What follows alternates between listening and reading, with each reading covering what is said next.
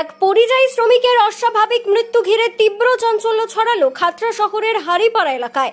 মৃতের নাম গোষ্ঠ সাইনি, বয়স 32। শনিবার ওই পরিযায়ী শ্রমিকের মৃতদেহ ছত্তিশগড় থেকে খাতড়ার বাড়িতে আনা হয়।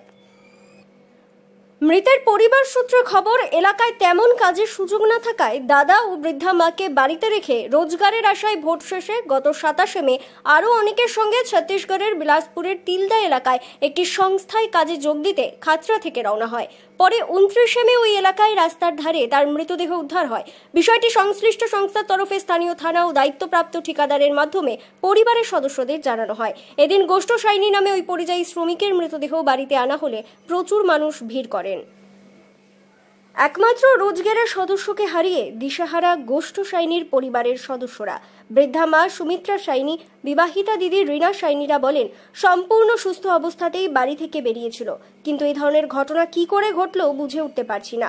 বর্তমানে সরকারের সাহায্য ছাড়া তাদের পক্ষে বেঁচে থাকা অসম্ভব বলে তারা জানিয়েছেন। আমার ছেলে ওই যে বাইরে গেছিল, বাইরে গিয়ে দুর্ঘটনা ঘটিয়েছে, গেছিল মঙ্গলবার ছিল, রোডের কাজে গেছিল। না, আগে অনেক দূর দূর গেছিল, তখন কাজ করে ঘর আছে রোজগার আছে। তাহলে এবারও আরো গেছে, যদি টাকা পয়সা দিয়ে পাঠাই দিতে। এখন আমরা খবর পেলাম যে মারা গেছে। ওখানে ছেলের আরো কাজ করতো, তারা ফোন করে জানাচ্ছে। ওইটা বুঝা যাচ্ছে না, বাবা, যে বুঝতে পারছে না যে কি করে মাছটা মারা গেছে। শরীর খারাপ থাকে না, কাজ করতো, কথাবার্তা দিত, সংসারটা মেনে। না, বিয়ে হয়নি। ওই রোজগার বলতো, আমি বিয়ে করলে সংসারটা মেনে দিলে তখন পরের বিটিকে দিবে,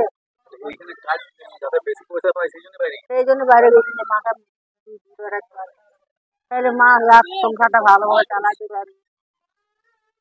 যদি সাহায্য করে কোম্পানি, তখন সরকার যদি কোনো সাহায্য করে তোমার ভালো হয়, নাহলে এই অবস্থায় তো আমি করে খাইতে পারবো না। ওরা দু ভাই, এই তো বড় ছেলে ও লেট পেটিয়া, তাহলে ও তো আর কাজ করতে আর পারবে না, আমি তো পারবোই না। একই রোজগার, পরিবারে একটাই তো রোজগার ছিল, আর তো কেউ নাই। বেশি পয়সার জন্য বাইরে গেছিল, যে দুটো পয়সা হবে বাইরে। মায়ের তো এই অবস্থা, দাদারও এই অবস্থা। দাদা পারে না কাজ করছে, আর মায়েও তো আর পারবে নাই। তাহলে এবারে কি হবে, সংসারটা এবার ভাসি যাবে। বাইরে যাই বলছিল 2 টাকা পয়সা বেশি হবে কাজ দিয়ে, এখানে হচ্ছিল না সেরকম রোজগার।